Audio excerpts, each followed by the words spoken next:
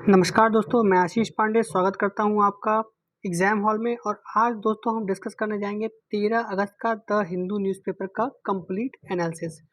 दोस्तों इस एनालिसिस का समरी आपको हमारे टेलीग्राम ग्रुप में मिल जाएगा, जिसका लिंक आपको डिस्क्रिप्शन बॉक्स में दिया है। आप लिंक को क्लिक करके टेलीग्राम ग्रुप हमारा ज्वाइन कर सकते हैं और द हिंदू की सारी समरी, जब तक की जितनी भी समरी है, आप उसको पढ़ सकते हैं। एग्जामिनेशन पॉइंट ऑफ व्यू से आप जितने भी इंपॉर्टेंट पॉइंट्स हैं उसको उस समरीज में देख सकते हैं। उसके अलावा आपको और भी स्टैटिक पोर्शन की पीडीएफ उसमें अवेलेबल कराई जाएंगी। स्टैटिक करंट सारा रिवीजन उसमें कराया जाएगा बिल्कुल फ्री ऑफ कॉस्ट। तो चलिए दोस्तों शुरू करते हैं आज का हिंदू एनालिसिस। दोस्तों पहली खबर हम शुरू करते हैं न्योमा एयरफील्ड्स। दोस्तों अब आप सोचेंगे न्योमा एयरफील्ड्स ये कहाँ है। दोस्तों ये ईस्टर्न लद्दाख में एक जगह है न्योमा। वहाँ पे इंडिया जो है वो अपने एयरफील्ड को और भी दुरुस्त कर रही है और भी एडवांस बना रही है, ताकि वहाँ पे हमारे जो फाइटर जेट्स हैं वो आसानी से लैंड कर सके। चाहे वो लाइट फाइटर जेट्स हों चाहे हैवी फाइटर जेट्स हों, वो आसानी से वहाँ लैंड कर सकें और ऑपरेशन कर सकें in case of any miss adventure from the side of China. दोस्तों देखिए, डिप्लोमेटिक तौर पे इंडिया और चाइना में बातें तो बहुत चल रही हैं, लेकिन दोस्तों इंडिया को ये पता है कि चाइना हमें कभी भी धोखा दे सकता है, कभी भी वो हमारे एरिया में इनकर्शंस कर सकता है, कभी भी हमारे जवानों को के ऊपर हमला कर सकता है। फायरिंग से हमला हो नहीं सकता तो वो छड़ के रॉडों से और जो बार्ब्ड वायर है उनसे हमला कभी भी कर सकता है, जिससे हमारे जवानों को नुकसान हो सकता है। और कभी भी वॉर लाइक सिचुएशन चाइना से बन सकती है, क्योंकि अभी भी जो एलएसी का मुद्दा है वो सॉल्व नहीं हुआ है। कुछ ऐसे पॉइंट्स है जहां चाइना कब्जा किया हुआ है, जहां और वो वहां से वो हटने का नाम नहीं ले रहा। कुछ ऐसे पॉइंट्स है जहां इंडिया कब्जा की हुई है, जहां से चाइना इंडिया को हटाने की कोशिश कर रहा है। तो डिस्प्यूट लगातार बना हुआ है, टेंशन्स बने हुए हैं। अभी कॉमर्शियली इंडिया चाइना के जो इन्वेस्टमेंट्स है उसको बैन कर रही है, चाइना से जो इम्पोर्ट्स है उस पर रेगुलेशन लगा रही है। लेकिन ये जो कॉमर्शियल रेगुलेशंस हैं और जो कॉमर्शियल वॉर है इंडिया चाइना के बीच में, ये कभी भी फील्ड पे आ सकता है और एक फुल फ्लेज्ड वॉर चालू हो सकती है। और ऐसा भी मानना है हमारे जो फॉरेन मिनिस्टर हैं एस जयशंकर की, कुछ भी इंडिया चाइना के बीच में नॉर्मल नहीं है, situation is tense on border और कभी भी कुछ भी हो सकता है। तो इसी एवज में इंडिया जो है वो लद्दाख में अपना जो बॉर्डर इंफ्रास्ट्रक्चर है दोस्तों वो बहुत ही मजबूत कर रहा है। और उसी एवज में देखिए दोस्तों, न्योमा में जो हमारी एयरफील्ड है उसको और एडवांस किया जा रहा है। और 2 साल के अंदर दोस्तों ऐसा माना जा रहा है कि जो न्योमा एयरफील्ड है उसको एडवांस लैंडिंग ग्राउंड बना दिया जाएगा। और इस लैंडिंग ग्राउंड पे हमारे जितने भी फाइटर जेट्स हैं, जितने भी हमारे कैरियर जेट्स हैं, वो सारे लैंड कर सकेंगे। इसकी जो एयरफील्ड है उसको 9000 फीट तक बढ़ाई जा रही है, ताकि ये हर तरीके के जितने भी हमारे फाइटर जेट्स हैं उनको ये लैंड और ऑपरेट करवा सके। दोस्तों हमारे और भी एडवांस लैंडिंग ग्राउंड्स हैं, जो कि थोइस में है, दौलत बेग ओडी में है, फुंचे में है, फुंचे में है, लेह में है। ये सारे एडवांस लैंडिंग ग्राउंड हमारे मौजूद है यहाँ पे, जहाँ से हमारे जो हमारे एयरक्राफ्ट है वो ऑपरेट करते हैं। लेकिन न्योमा दोस्तों स्ट्रेटेजिकली बहुत इंपॉर्टेंट जगह पे है। और ऐसा मैं क्यों कह रहा हूँ, क्योंकि दोस्तों ये पैंगोंग सो लेक के नॉर्थ बैंक के बहुत ही नज़दीक है। और अगर यहाँ पे चाइना कोई भी हिमाकत करता है तो हमारी जो एयर पावर है, हमारे जो विमान है, फाइटर जेट्स हैं, वो चाइना को माकूल जवाब देने के लिए हमेशा रेडी रहेंगे। और चाइना भी इस बात को जानता है। और चाइना का जो गैरिसन है नॉर्थ बैंक पे वो बहुत नज़दीक है यहाँ पे। दोस्तों देखिए, ये है पैंगोंग सो लेक। यहाँ पे जो साउथ बैंक है वहाँ पे चाइना का गैरिसन है। और यहाँ पे चोसूल और न्योमा में इंडिया के एडवांस लैंडिंग ग्राउंड्स हैं। तो आप देख सकते हैं कि इंडिया ने फुंचे, नोयमा, चोसूल, थोइस और दौलत बेग ओडी जैसी जगहों पे अपने एडवांस लैंडिंग साइट्स बना के चाइना को जवाब देने के लिए हमेशा अपनी हमारी फोर्सेस तैयार हैं। और इसी एवज में दोस्तों ये सारी एयरफील्ड्स को तैयार किया जा रहा है। और न्योमा दोस्तों 2 से 3 साल में ये पूरा बन के रेडी हो जाएगा, फिर ये हर तरह के ऑपरेशन के लिए तैयार रहेगा। लेकिन दोस्तों चूँकि इंफ्रास्ट्रक्चर हम एलएसी एरिया में बहुत ही अच्छे तरीके से डेवलप कर रहे हैं, ताकि चाइना के किसी भी हिमाकत का कभी भी जवाब दिया जा सके। और दोस्तों यहाँ से रोड और रेल कनेक्टिविटी की भी बात की जा रही है कि इन एयरफील्ड्स पे जो कनेक्टिविटी है वो बहुत तेज़ी से बढ़ाई जाए, ताकि क्विक डिप्लॉयमेंट हमारे फोर्सेस का यहाँ हो सके in case of any war. और जो सबसे मेन पॉइंट है इस समय जो रिफ्ट का जो स्टैंड ऑफ का, वो है पेंगोंग सो लेक। तो इस लेक के नज़दीक अगर न्योमा एयरफील्ड बनता है दोस्तों, तो ये हमारे लिए स्ट्रैटेजिकली बहुत ही इंपॉर्टेंट होगा। यहाँ की कुछ स्ट्रैटेजिक हाइट्स हैं जिन पे हम ऑलरेडी कब्जा करके बैठे हुए हैं, जो चाइना को हमेशा खटक रही हैं, और चाइना हम ये खाली करवाने के लिए कभी भी दोस्तों हिमाकत कर सकता है, कभी भी अटैक कर सकता है।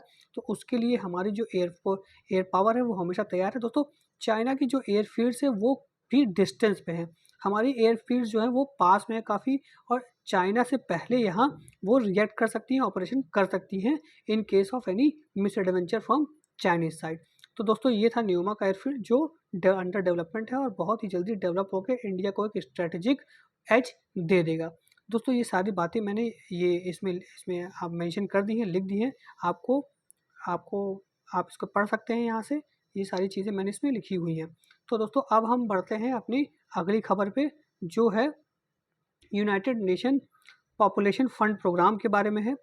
दोस्तों राजस्थान में जेंडर सेंसिटिविटी, जेंडर गैप को के जो मुद्दे को एड्रेस करने के लिए यूनाइटेड नेशन पॉपुलेशन फंड ने एक प्रोग्राम लॉन्च किया हुआ है, और उसको राजस्थान की जो पब्लिक है उससे बहुत सपोर्ट मिल रहा है, और वहाँ पे ये बहुत ही अच्छे तरीके से काम कर रही है। तो दोस्तों यूएनएफपी, चूँकि ये खबर यूएनएफपी से रिलेटेड है, तो यूएनएफपी के बारे में हम जान लेते हैं। यहाँ पे ये इंपॉर्टेंट हो जाता है। देखिए यूएनएफपी जो है एक जेंडर सेंसिटिविटी कैंपेन चला रही है राजस्थान में, और ये कस्टम्स जो पैट्रियार्की प्रमोट करते हैं उनको एलिमिनेट करने की कोशिश कर रही है, और इसको पब्लिक सपोर्ट भी बहुत मिल रहा है। ये दोस्तों इस ऑर्गेनाइजेशन के बारे में जान लेते हैं दोस्तों। ये इस UNFPA stands for United nation fund for population activity, लेकिन 1987 में इसका नाम चेंज करके यूनाइटेड नेशन पॉपुलेशन फंड रख दिया गया था। ये एक यूएन जनरल असेंबली की सब्सिडियरी बॉडी है, जिसका फॉर्मेशन 1967 में हुआ था। इसका हेडक्वार्टर दोस्तों है न्यूयॉर्क में, और ये सेक्सुअल और रिप्रोडक्टिव हेल्थ एजेंसी है यूएन की, और इसका मेन ऑब्जेक्टिव है कि whether every pregnancy is wanted, every child birth is safe, and every young person potential is fulfilled. मतलब सारी प्रेगनेंसी, चाइल्ड बर्थ एकदम प्रोटेक्टेड और सेफ इन्वायरमेंट में ही डिलीवर कराना, ये इस ऑर्गेनाइजेशन का एम है। ये एक रिपोर्ट पब्लिश करती है जिसका नाम है state of world population report, और 2023 में ये रिपोर्ट आया था, जिसमें ये कहा गया कि इंडिया की जो टोटल फर्टिलिटी रेट है वो 2 के आसपास है। मतलब जो वर्ल्ड का एवरेज है 2.3 उससे कम है, और एवरेज लाइफ एक्सपेक्टेंसी जो है इंडिया में मेल मतलब पुरुषों का है 71 और महिलाओं का है 74, according to world population report 2023। और ये कुछ और वरिंग स्टैटिस इंडिया के जेंडर राइट्स के बारे में भी ले आया, जिसको इंडिया ने सरे से खारिज किया। और इसने कहा कि जो एडोलेसेंट बर्थ रेट पर 1000 गर्ल है वो है 11 with respect to age 15 and 19। मतलब ये एडोलेसेंट एज होता है 15 और 19 के बीच में दोस्तों, तो वो 11 है पर 1000 गर्ल। और 23% जो गर्ल हैं वो 18 से पहले ही मैरिज, 18 ईयर्स एज के पहले ही मैरिज उनकी कर दी जाती है। हालांकि इंडिया ने इस स्टैटिस्टिक्स पे क्वेश्चन उठाए थे, इनके सर्वे के जो मापदंड है उस पर भी क्वेश्चन उठाए थे, लेकिन सर्वे ये कहता है। तो ये सर्वे एक तरह से इंपॉर्टेंट हो जाता है, और ये ऑर्गेनाइजेशन भी इंपॉर्टेंट हो जाता है एग्जामिनेशन पॉइंट ऑफ व्यू पे। चलिए दोस्तों अब आगे बढ़ते हैं अगली खबर पे। देखिए दोस्तों फ्लाइंग फॉक्स बैट्स की बात यहाँ की जा रही है। इन बैट्स को मतलब विजिलेंस और डे रोस्टिंग के लिए डे रोस्टिंग के समय विजिलेंस रखने के लिए एक टैबू किया गया है, ये एक स्टडी फाइंड करती है। तो इन बैट्स के बारे में हम दोस्तों ये जान लेते हैं। दोस्तों इनको फ्रूट बैट्स भी कहते हैं, और ये इनको वर्मिन माना जाता है। ऐसा माना जाता है कि इन्हें मारा जा सकता है अगर ये हमारे जो फ्रूट्स की खेती है उनको अगर नुकसान पहुंचाते हैं, तो उनको मारा भी जा सकता है। तो इसी वजह से ये पहले जो वाइल्ड लाइफ प्रोटेक्शन एक्ट 1972 के शेड्यूल 6 में थे, लेकिन दोस्तों अब इनको हटा के शेड्यूल 2 में कर दिया गया है, क्योंकि अब इनकी पॉपुलेशन पे धीरे धीरे खतरा पैदा हो रहा है। तो इनके बारे में डिटेल से जान लेते हैं दोस्तों। ये एक लार्जेस्ट बैट है वर्ल्ड में, और लार्जेस्ट बैट स्पीशीज़ हैं इंडिया में। ये ब्लैक इनके बैक्स जो है ब्लैक होते हैं और जो फ्रंट है वो ग्रे और पेल येलो ब्राउन में होता है। इनके लार्ज आइज़ होते हैं, सिंपल ईयर्स होते हैं और कोई भी फेशियल ऑर्नामेंटेशन इनके पे नहीं होता है।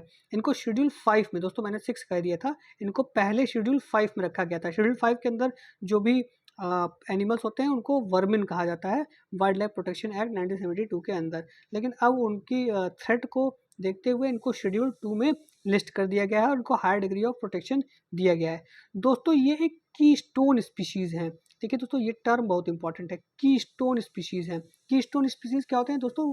वो स्पीशीज़ जो अपने नंबर के प्रपोर्शन में जो अपनी इकोलॉजी है उसको बहुत ज़्यादा फ़ायदा पहुँचाते हैं। तो इसका क्या मतलब हुआ, जैसे अगर वो कम नंबर्स में भी हैं तो भी वो अपनी अगल-बगल की इकोलॉजी को अपने नंबर के अनुपात में बहुत ज़्यादा फ़ायदा पहुँचा रहे हैं। जैसे कि ये स्पीशीज़ है, ये पॉलिनेशन में बहुत ही मदद करते हैं। एक फ्रूट से दूसरे फ्रूट पे जाते हैं तो वो पॉलन ग्रेन्स को कैरी करते हैं, जिससे कि फर्टिलाइजेशन होता है प्लांट्स में और अलग-अलग फ्रूट्स वहाँ पे पनपते हैं, उगते हैं इन बैट्स की वजह से। अगर इन बैट्स की पॉपुलेशन को ख़त्म कर दिया जाएगा तो जो वहाँ की जो प्लांट इकोलॉजी है उसको बहुत ही नेगेटिव इफेक्ट पड़ेगा। न सिर्फ प्लांट इकोलॉजी बल्कि वहाँ के इंसेक्ट्स और जो फ्रूट्स इंसेक्ट्स और भी जिन जीवों पे ये बैट्स ज़िंदा रहते हैं वहाँ की भी इकोलॉजी को बहुत इफेक्ट पड़ेगा। इसीलिए इनको कीस्टोन स्पीशीज़ कहा जाता है। इनके कुछ कैरेक्टरिस्टिक्स देख लीजिए दोस्तों। इनका वेट 1.6 केजी होता है, बॉडी मास 0.6 से 1.6 केजी होता है, विंग स्पैन 1.2 से 1.5 मीटर होता है। कंजर्वेशन IUCN में इनका है लीस्ट कंसर्ट। इनका लैटिन नेम है पेट्रोपस मीडियस। और कहाँ-कहाँ पाए जाते हैं, इनका हैबिटेट कहाँ-कहाँ है? बांग्लादेश, भूटान, इंडिया, तिब्बत, मालदीव्स, म्यांमार, नेपाल, पाकिस्तान और श्रीलंका। दोस्तों ये सारी चीज़ें मैं इसलिए बता रहा हूँ क्योंकि अब यूपीएससी जो है बहुत ही माइन्यूट डिटेल्स पूछने लगा है आजकल। खासकर आप जब 2023 का प्रीलिम्स एग्जाम देखेंगे तो बहुत ही स्क्वायरल के बारे में और भी जीव जंतुओं के बारे में बहुत ही माइन्यूट डिटेल्स पूछने लगा है ये। तो जो भी हम जिस भी जीव जंतु के बारे में हम पढ़ेंगे, जिस भी ऑर्गेनिज्म के बारे में हम पढ़ेंगे, उसके बारे में हम डिटेल स्टडी करेंगे ताकि अगर वो एग्ज़ाम में आए तो आप उसमें से कुछ भी गलत ना करें। चलिए दोस्तों अब आगे अगली खबर आते हैं। तो देखिए तमिलनाडु में जो गवर्नमेंट है वो चाह रही है कि जो नीट का एग्ज़ाम है वो वहाँ ना लिया जाए और उनको अपना जो मेडिकल में सिलेक्शन का एग्जामिनेशन प्रोसेस है उस पे कंटिन्यू करने दिया जाए। तो ये गवर्नर ने जो वहाँ के हैं उन्होंने एक ऐसी बिल तमिलनाडु गवर्नमेंट द्वारा वहाँ लाई गई जिसको गवर्नर ने प्रेसिडेंट को रेफर कर दिया है। तो अब क्या हो रहा है कि जब गवर्नर से पूछा गया कि अगर वो प्रेसिडेंट वापस करेंगे बिल तो क्या गवर्नर उसको पास करेंगे, तो गवर्नर ने कहा नहीं, मैं इस बिल को अपने पास इंडेफिनिटली रख लूँगा ताकि ये बिल पास ना हो पाए। It is against the sovereignty and integrity of country. तो दोस्तों देख लेते हैं कि मुद्दा क्या है, ये ऐसा क्यों हो रहा है। देखिए दोस्तों एजुकेशन जो है वो हमारे 7 शेड्यूल के कॉन्करेंट लिस्ट में आता है। 7 शेड्यूल के बारे में देख लेते हैं दोस्तों। 7 शेड्यूल जो हमारे इंडियन कॉन्स्टिट्यूशन का है वो आर्टिकल 246 में दिया गया है और इसमें 3 लिस्ट होते हैं, यूनियन लिस्ट, स्टेट लिस्ट और कॉन्करेंट लिस्ट। दोस्तों यूनियन लिस्ट में पहले 97 सब्जेक्ट थे जो अब बढ़ के 100 हो गए हैं, स्टेट लिस्ट में 61 हो गए हैं और कॉन्करेंट लिस्ट में 52 सब्जेक्ट हो गए हैं। दोस्तों इन 52 सब्जेक्ट में जब जब जो 42nd अमेंडमेंट आया था तो इस 52 सब्जेक्ट में कुछ ऐसे सब्जेक्ट्स थे जो कॉन्करेंट लिस्ट में डाल दिए गए थे। कॉन्करेंट लिस्ट में कौन-कौन सब्जेक्ट डाले गए थे दोस्तों? Administration of justice, constitution, organisation of all courts except supreme court and high court, education, देखिए education, forest, protection of bird and wild life, weight and measures. तो इसी एजुकेशन को अब डाल दिया गया है कॉन्करेंट लिस्ट में। इसमें इसका ये मतलब है कि इस लिस्ट में स्टेट और सेंट्रल गवर्नमेंट दोनों लॉज बना सकती है, लेकिन अगर इनमें कॉन्फ्लिक्ट होता है तो सेंटर का लॉ प्रिवेल करेगा। तो इसीलिए अब जबकि ये जो नीट को ना लागू करने के लिए तमिलनाडु में बिल पास किया गया है, तो गवर्नर को यही लगा कि भैया ये बिल जो है वो सेंट्रल लॉ को जियोपार्डाइज कर देगा, इसीलिए उन्होंने इसको प्रेसिडेंट के पास रिजर्व रखने के लिए भेज दिया। अब भी प्रेसिडेंट ने इस पर कोई फैसला नहीं किया है। फैसला करने के अगर करते हैं तो वो वापस गवर्नर के पास आएगा। गवर्नर चाहे तो अगर प्रेसिडेंट इसको एग्री करेंगे तो गवर्नर चाहे इसको पास कर सकते हैं। अगर प्रेसिडेंट इसे डिसएग्री करेंगे तो ये बिल ख़त्म हो जाएगा। और अगर प्रेसिडेंट मान लीजिए इसे एग्री करते हैं, गवर्नर को भेजें, तो गवर्नर इसको अपने पास इनडेफिनेटली रख सकते हैं और उस केस में भी ये बिल जो है सस्पेंड हो जाएगा, ख़त्म हो जाएगा। तो ये मुद्दा दोस्तों तमिलनाडु में चल रहा था। चलिए दोस्तों अब आगे आते हैं। देखिए दोस्तों, गवर्नमेंट जो है इंडियन मैन्युस्क्रिप्ट्स को प्रिवेंट करने के लिए एक लॉ की ज़रूरत, एक लॉ की बात कर रही है। दोस्तों ऐसा क्यों है? देखिए दोस्तों, हमारे देश में बहुत सारे मैन्युस्क्रिप्ट्स हैं जो कि विदेशों में, फॉरेन कंट्रीज़ की लाइब्रेरी और वहाँ के जो जो म्यूज़ियम्स हैं, उसमें पड़े हुए हैं और इंडिया उनको वापस लाने की कोशिश कर रही है। तो हम जो अब देखने वाली बात ये है कि इन फॉरेन कंट्रीज़ को लगता है, को पता है कि ये इंडियन स्क्रिप्चर्स बहुत पुराने हैं, मैन्युस्क्रिप्ट्स बहुत पुराने हैं और उनको प्रिजर्व करके रखिए, लेकिन हमारे देश में कोई ऐसी अथॉरिटी, कोई ऐसा इस्टेब्लिशमेंट नहीं है जो इसको प्रिजर्व करने की ज़िम्मेदारी ले। तो इसी एवज में एक लॉ पास करने की बात कही गई है, इंडियन मैन्युस्क्रिप्ट्स बिल और इंडियन नेशनल मैन्युस्क्रिप्ट्स बिल 2023।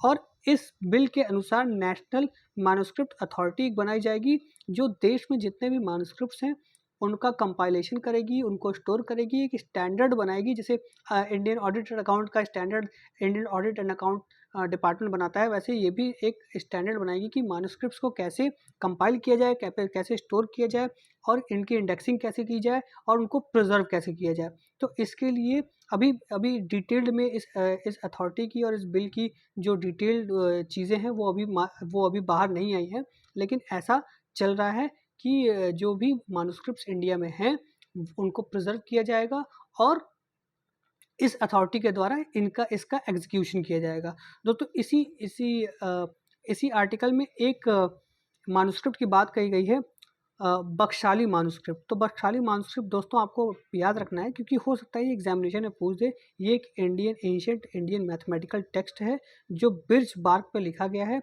और ये अर्लीस्ट रिकॉर्ड एग्जाम्पल माना जाता है यूज ऑफ ज़ीरो। तो दोस्तों ये आपको याद रखना है, बख्शाली मैन्युस्क्रिप्ट। तो दोस्तों ये खबर थी, इसके बारे में ये पूरा यहाँ मैंने लिखा हुआ है, हर चीज़ें लिखी हुई हैं और डिटेल में दिया हुआ है आपको। तो दोस्तों एक और इन्फॉर्मेशन, नेशनल मिशन और मैन्युस्क्रिप्ट जो है वो अभी इंडिया में चल रहा है। 2003 में इसको लागू किया गया था और इसका मैंडेट क्या है, ये इसका एम क्या है, to unearth and preserve vast manuscript of wealth of India. लेकिन हालांकि ये इतना इफेक्टिव नहीं है, कोऑर्डिनेटेड नहीं है, तो इसीलिए नेशनल मैन्युस्क्रिप्ट बिल की ज़रूरत पड़ रही है। तो ये दोस्तों सारा इसमें लिखा हुआ है, आप पीडीएफ डाउनलोड करके ये सारी चीज़ें पढ़ सकते हैं। अब चलिए दोस्तों, देखिए इंडिया में first Indian made MRI scanner बन रहा है और उसको अक्टूबर तक लॉन्च करने की का प्रयास भी किया जा रहा है। चलिए दोस्तों अब इसके बारे में थोड़ा डिटेल में जान लेते हैं।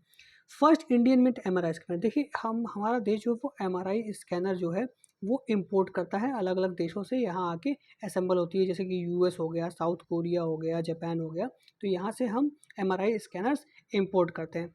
और दोस्तों इसमें सबसे ज़रूरी जो पार्ट होता है वो होता है हीलियम। हीलियम कैसे काम करता है दोस्तों? एज अ कूलेंट काम करता है एमआरआई में, क्योंकि एमआरआई मशीन जब चालू होती है तो इसके जो मैग्नेट्स होते हैं वो बहुत हीट हो जाते हैं, तो उनको कूल करने के लिए कूलेंट की ज़रूरत पड़ती है, जो कि जिसका काम हीलियम करता है। लेकिन दोस्तों हीलियम के साथ समस्या ये है कि वो नेचर में तो बहुत ज़्यादा है, लेकिन कॉमर्शियल पर्पस के लिए उसको नेचुरल गैस से एक्सट्रैक्ट किया जाता है, जिसकी वजह से वो बहुत कॉस्टली पड़ता है, वो उसको इम्पोर्ट करना पड़ता है और बहुत ही ये एक महंगा अफेयर रहता है एमआरआई स्कैनर्स के प्रोडक्शन के लिए। तो अभी हमारे जो देश में एमआरआई बन रहा है, पहला इंडिजीनियस एमआरआई बन रहा है, वो हीलियम की जगह लिक्विड नाइट्रोजन का यूज़ करेगा। तो लिक्विड नाइट्रोजन का यूज़ करने से जो टेस्टिंग हुई है तो इसमें ये पता चला है कि लिक्विड नाइट्रोजन भी जो एमआरआई के मैग्नेट्स हैं उनको वो ठंडा कर देता है और उससे जो एमआरआई है उसी एफिशिएंसी के साथ काम करता है जितना कि हीलियम से। तो दोस्तों अगर ये ट्रायल सक्सेसफुल रहा और अक्टूबर में इसको लॉन्च किया गया तो आप समझ सकते हैं कि हमारे देश में जो हीलियम इंपोर्ट है, जो एमआरआई का इंपोर्ट है, वो कितने हद तक कम हो जाएगा और हम इंडिजीनियसली अब स्वदेश में एमआरआई स्कैनर्स बनाएंगे। तो दोस्तों ये डिटेल थी इसके बारे में। बहुत सारा पैसा इसमें लगा है, वर्थ मतलब 5,000 से 25,000 की जो एमआरआई मशीन्स हैं वो आती हैं और अब इसका जो रेंज है वो कम हो जाएगा और इसमें जो हमारी इंपोर्ट बिल है वो भी कम हो जाएगी। ये सारी चीज़ें दोस्तों ये डिटेल थोड़ा दिया हुआ है जो मैंने आपको बताया है। अब ये लॉन्च होने के बाद इसकी और भी फीचर्स पता चलेंगे। और इसको डेवलप किसने किया है? Bangalore based Valex grids innovation private limited ने इसको डेवलप किया है और इसको अभी लॉन्च किया है हमारे जो मिनिस्टर साहब हैं जितेंद्र सिंह, उन्होंने। चलिए दोस्तों आगे बढ़ते हैं। अब देखिए अनवर उल हक काकर, ये जो भाई साहब हैं ये अब एक केयर टेकर पीएम बनेंगे प्राइम मिनिस्टर के। केयर टेकर पीएम ये क्यों बनेंगे? क्योंकि अभी वहाँ की जो शहबाज शरीफ सरकार है उसने अपनी असेंबली जो है वो डिसॉल्व कर दी है, मतलब वहाँ cabinet of minister assembly dissolve की है, नए इलेक्शन होंगे। तो वहाँ इलेक्शंस असेंबली के डिसॉल्व होने से लेकर नई सरकार बनने तक कोई तो इंटरिम वहाँ पीएम होना चाहिए जो कि वहाँ का एडमिनिस्ट्रेशन देखेगा। तो अनवर उल हक काकर साहब को पाकिस्तान का इंटरिम पीएम बनाया गया है और ये कोई भी पॉलिसी रिलेटेड डिसीजन नहीं लेंगे, ये बस वही डिसीजन लेंगे जो जनरल एडमिनिस्ट्रेशन के लिए इंपॉर्टेंट हो और इलेक्शन कराने के लिए ज़रूरी हो। और ये बलूचिस्तान के हैं तो इसीलिए एक ये जो वहाँ के दोनों अपोजिशन पार्टीज़ हैं उनके बीच में एक एग्रीमेंट बन गया कि भाई ठीक है, कोई एक माइनॉरिटी एरिया से, रिमोट एरिया से कोई एक हस्ती जो है वो हमारे देश का इंटरिम पीएम बने, तो इससे यूनिटी और डाइवर्सिटी हमारे देश की देखी जाएगी। हालांकि सब धोखा है, छलावा है, वहाँ पे कहीं कुछ नहीं है दोस्तों। ये इनको एक मोहरे की तरह वहाँ बना दिया गया है। जो जो पॉलिटिकल पार्टीज़ हैं वो आपस में लड़ रही हैं, सिविल वॉर भी वहाँ हो सकता है। और ये इलेक्शन होने के बाद दोस्तों सिविल वॉर का खतरा और हो जाएगा, क्योंकि हमारे देश में जब इलेक्शन होता है तो कोई भी इलेक्शन रिजल्ट्स पे प्रश्न नहीं उठाता है, सब लोग उसको एक्सेप्ट करते हैं। जीतने वाली पार्टी जीतती है, हारने वाली पार्टी डिफीट एक्सेप्ट करती है। हमारे ईसी पे सबको पूरा भरोसा है, लेकिन वहाँ पे जब भी रिजल्ट आता है तो ईसी सबसे पहले कटघरे में खड़ा कर देते हैं और ये कहा जाता है कि इलेक्शन ही गलत हुआ है, इलेक्शन में ही धांधली की गई है। तो दोस्तों ये सब जो डेमोक्रेसी है वो छलावा है और वहाँ वही होता है जो मिलिट्री चाहती है। अब दोस्तों अगली खबर पे आते हैं। देखिए दोस्तों, कोरल कोरल रीफ जो है वार्म ओशन होते हुए भी अगर ह्यूमन एक्टिविटी लो होती है, मतलब ह्यूमन एंथ्रोपोजेनिक एक्टिविटीज़ अगर कम है तो भी कोरल सर्वाइव कर जाते हैं, इस फैक्ट के रहते हुए भी कि ओशंस वार्म है। अगर वार्म ओशन हैं और कोरल्स वहाँ पे हैं, अगर ह्यूमन एक्टिविटी कम होती है तो भी वो सर्वाइव कर जाते हैं, ऐसा ये आर्टिकल बोल रही है। तो देख लेते हैं दोस्तों, जो कि कोरल इकोसिस्टम जो है वो ह्यूमन एक्टिविटी लैंड पे जो होता है उससे वो फ्रिक्वेंटली इम्पैक्ट होती है। कैसे होती है? क्योंकि लैंड से वेस्ट वाटर पोल्यूशन होता है और सी बेस्ड डिस्टर्बेंसेस में क्या होता है, ओवर फिशिंग होती है, तो इनसे जो कोरल इकोसिस्टम है वो प्रभावित होता है। और देखिए दोस्तों, कोरल जब बहुत ज़्यादा समय तक वार्म ओशन होता है तो उससे कोरल इम्पैक्ट होता है और उसको इस बहुत ज़्यादा समय के जो वार्म ओशन होते हैं इसको हम कहते हैं मराइन हीट वेव्स, और इससे वजह से कोरल ब्लीचिंग होती है और कोरल्स का डेथ हो जाता है। तो ये आर्टिकल यही कह रहा है कि कोरल अगर ओशन वार्म भी है और अगर ह्यूमन एक्टिविटीज़ कम है तो भी कोरल सर्वाइव कर जाते हैं। और ह्यूमन एक्टिविटीज़ को इस तरह से अगर कम करेंगे तो दुनिया के कोरल्स के लिए ये फ़ायदेमंद होगा और इससे जो ओशन वार्मिंग है वो भी कम होगी। तो देख कोरल रीफ के बारे में देख लेते हैं दोस्तों। कोरल रीफ में देखिए दोस्तों दो प्राणी होते हैं, एक होता है कोरल पॉलिप और दूसरा होता है जूज़ैंथेलेस। तो दोस्तों ये दोनों सिम्बायोटिक रिलेशनशिप में रहते हैं। कोरल पॉलिप दोस्तों वाइट कलर का होता है और ये स्टेबिलिटी प्रोवाइड कराता है जूज़ैंथेलेस को। जूज़ैंथेलेस दोस्तों कलरफुल होते हैं और ये कोरल पॉलिप के ऊपर जमे रहते हैं और ये क्या प्रोवाइड कराते हैं, फूड और न्यूट्रिशन प्रोवाइड कराते हैं कोरल पॉलिप्स को। तो ये जूज़ैंथेलेस जो चूँकि फोटोसिंथेसिस से अपना फूड प्रोड्यूस करते हैं तो यही ग्रीन और अलग अलग कलर्स में दिखते हैं, जिससे कोरल्स का बहुआयामी बहुरंगी कोरल्स आपको देखने को मिलते हैं। लेकिन दोस्तों ग्लोबल वार्मिंग में क्या होता है कि ये कोरल जूज़ैंथेलेस जो हैं वो मरने लगते हैं, वो जो है कोरल पॉलिप से डी अटैच हो जाते हैं। डी अटैच होने के बाद कोरल पॉलिप्स को न्यूट्रिशन नहीं मिलता है इनसे और कोरल पॉलिप्स डाई होने लगते हैं और ये वाइट कलर के स्ट्रक्चर्स जो है वो ओशन में दिखने लगते हैं। इसी को हम कोरल ब्लीचिंग कहते हैं और ये कोरल्स के स्केलेटन समुद्र में रह जाते हैं। कोरल ब्लीचिंग के दोस्तों बहुत सारे रीजंस हैं। सबसे पहला है दोस्तों ओशन वार्मिंग। ओशन का कोरल्स का दोस्तों 25 से लेके 27 डिग्री के बीच में जो टेम्परेचर है वो टेम्परेचर इनको चाहिए थ्राइव करने के लिए। जब ओशन वार्मिंग होती है तो टेम्परेचर बढ़ जाता है, जिससे कि इनका सिम्बायोटिक रिलेशनशिप टूट जाता है और कोरल्स डेड हो जाते हैं। इसके अलावा दोस्तों हैवी सिल्टेशन अगर हो जाता है, हैवी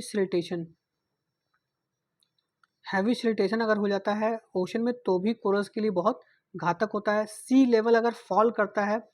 लेवल फॉल करता है तो भी कोरल के लिए घातक हो सकता है। और जैसा कि आपने देखा कि अगर ओशन में ऑयल स्पिल्स हो रहे हैं वेस्ट वाटर जा रहा है, तो इससे कोरल्स जो हैं पॉल्यूशन की वजह से जो सिम्बायोटिक रिलेशनशिप है टूट जाता है, जूजेंथेलिस मर जाते हैं और कोरल ब्लीचिंग अकर होता है। तो इन सब को रोकने के लिए भी दोस्तों बहुत सारे प्रयास किए जाने चाहिए। तो दोस्तों ये सारी चीज़ें यहाँ मेंशन की हुई हैं, आप देख सकते हैं इसको, आप पढ़ सकते हैं इसको। ये मैंने एक ओवरव्यू आपको कोरल ब्लीचिंग के बारे में बताया है। दोस्तों इंडिया में कोरल कहाँ कहाँ पाया जाता है? इंडिया में दोस्तों मैं एक इस मैप के ज़रिए आपको बता देता हूँ कि इंडिया में कोरल कहाँ कहाँ पाया जाता है। देखिए दोस्तों, गल्फ ऑफ कच्छ में पाया जाता है, गल्फ ऑफ मन्नार के पास पाया जाता है, अंडमान निकोबार के पास पाया जाता है और लक्षद्वीप के पास पाया जाता है। दोस्तों इन जगह पे gulf of Kutch, Lakshadweep, gulf of Mannar और अंडमान निकोबार, यहाँ कोरल पाया जाता है इंडिया में। दोस्तों ये आपको याद रखना होगा। और दुनिया में सबसे बड़ा कोरल की रीफ कहाँ पे है? ग्रेट बैरियर रीफ, जो कि कहाँ है? ऑस्ट्रेलिया। ये सब जानते होंगे। चलिए दोस्तों आगे बढ़ते हैं। दोस्तों अब देखिए अल नीनो के बारे में बात करते हैं। एक रिपोर्ट आई है, वो कही कि भैया जो अल नीनो का इफेक्ट है वो नॉर्थ इंडिया में ज़्यादा देखा जाता है एज़ कम्पेयर टू साउथ और सेंट्रल इंडिया। साउथ और सेंट्रल इंडिया में जो रेनफॉल पे इफेक्ट है अल नीनो का वो सिर्फ 10% है, मतलब 10% ही रेनफॉल वेरी करता है साउथ और सेंट्रल इंडिया में अल नीनो की वजह से। लेकिन नॉर्थ इंडिया में दोस्तों ये लगभग 80 से 90% रेनफॉल वेरी करवा देता है। तो ये एक स्टडी बताई है कि अल नीनो जो है वो नॉर्थ इंडिया में जो मेनली रेनफॉल के इरेटिक पैटर्न्स हैं, जैसे अभी अभी आपका उत्तराखंड में, हिमाचल में और यूपी के बिहार के बहुत सारे डिस्ट्रिक्ट में जो बाढ़ आ गई, तो उसके लिए अल नीनो जिम्मेदार है, क्योंकि वो 80 से 90% रेनफॉल को इरेटिक बना देता है नॉर्थ इंडिया में as compare to south India. थोड़ा अल नीनो के बारे में जान लेते हैं दोस्तों। देखिए तो अल नीनो एक फिनोमिना है जिसमें जो साउथ सेंट्रल पैसिफिक ओशन है, इसकी वार्मिंग हो जाती है। आप सोच रहे हैं कि इसकी वार्मिंग क्यों हो जाती है? दोस्तों देखिए ये जो ओशन है ये यूजुअली ठंडा रहता है, क्योंकि कोल्ड पेरुवियन करंट यहाँ ठंडी करंट ले आती है। वो क्यों ले आती है दोस्तों? क्योंकि ईस्टर्ली जो ट्रेड विंड्स होते हैं वो नीचे से ठंडे पानी को ऊपर पेरुवियन कोस्ट पे ले आती हैं, जिससे कि ये ओशन ठंडा रहता है। लेकिन अल नीनो में क्या होता है कि यही जो ईस्टर्न ट्रेड विंड्स हैं, सॉरी दोस्तों,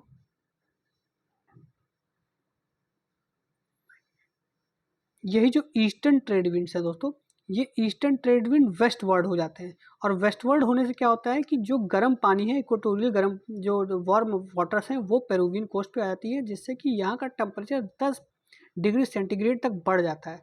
और ये इसी को हम अल नीनो फिनोमेना कहते हैं। और ये दोस्तों सदर्न हेमिस्फीयर में होता है ठंड के समय, मतलब सदर्न हेमिस्फीयर में जब यहाँ ठंड होती है तो वहाँ गर्मी होती है, तो सदर्न हेमिस्फीयर में होता है, सॉरी यहाँ जब गर्मी होती है तो वहाँ ठंड होती है, तो सदर्न हेमिस्फीयर में होता है। तो इसीलिए इसका नाम हम अलग अलग तरीके से लेते हैं, जिसको हम लिटिल बॉय कहते हैं और क्राइस्ट चाइल्ड भी कहते हैं स्पेनिश में।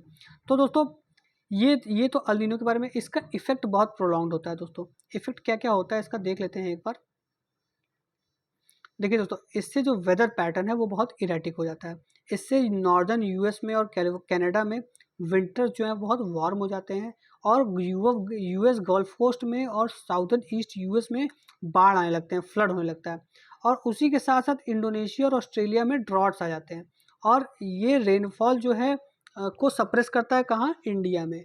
और जो मराइन रिसोर्सेज हैं वहाँ पे अपवेलिंग होती है, जिसकी वजह से कोरल रीफ जो है, फ्लाइटोप्लैंक्टन्स हैं, वो इफेक्टेड होते हैं। और जो फिश का प्रोडक्शन है वो भी कम होता है, घटता है। और इससे जो है वाटर वार्म हो जाता है, जिससे कि जो वाटर सर्कुलेशन है वो डिस्टर्ब होता है। और जो एयर जो है ओशन के ऊपर जो एयर फ्लो करता है वो उसका भी उस पर भी इफेक्ट पड़ता है, क्योंकि जो से वाटर दोस्तों अगर वार्म हो जाएगा तो ऊपर लो टेम्परेचर होगा, तो जो एयर सर्कुलेशन है वो भी रिवर्स हो जाएगा। तो दोस्तों ये एक इफेक्ट होता है, मतलब वेदर जो है, जो भी पैटर्न वेदर के होते हैं, अल नीनो उसको एकदम जस्ट उलट कर देता है। जहाँ पे बारिश कम होती है वहाँ बाढ़ आने लगती है, जहाँ ज़्यादा बारिश होती है वहाँ पे सूखा पड़ जाता है। और इंडिया जहाँ पे इरेटिक मानसून है वहाँ पे मानसून और इरेटिक हो जाता है, जहाँ कहीं कहीं बहुत ज़्यादा बारिश कर देगा, कहीं कहीं एकदम सूखा ले आएगा। देखिए दोस्तों, अल नीनो के बाद हम एक ला नीना भी देख लेते हैं। ला नीना दोस्तों अपोजिट है अल नीनो का। और उसमें क्या होता है, जैसे हमने देखा कि वहाँ general warming of Pacific ocean हो रहा है, यहाँ जनरल कूलिंग हो जाएगी और कूल हो जाता है। और इसके जितने भी इफेक्ट मैंने बताया आपको अल नीनो में उसके जस्ट अपोजिट इफेक्ट होते हैं ला नीना की वजह से। इसके साथ साथ दोस्तों एक और प्रोसेस है जिसे हम कहते हैं, देखिए दोस्तों ये इफेक्ट्स हैं जस्ट अपोजिट इफेक्ट्स हैं दोस्तों। देखिए ड्राई कंडीशन हो जाते हैं, ऑस्ट्रेलिया में जहाँ सूखा पड़ा था फ्लड आ रहा है, और सॉरी दोस्तों, इंडिया में दोस्तों गुड रेनफॉल होने लगती है। तो ये सारी चीज़ें इसकी ला नीना की वजह से होने लगती है। अब दोस्तों अल इंसो के बारे में जानते हैं। अल नीनो सदर्न ऑस्किलेशन, देखिए एक है अल नीनो जहाँ वार्मिंग हो रही है, फिर एक है ला नीना जहाँ कूलिंग हो रही है।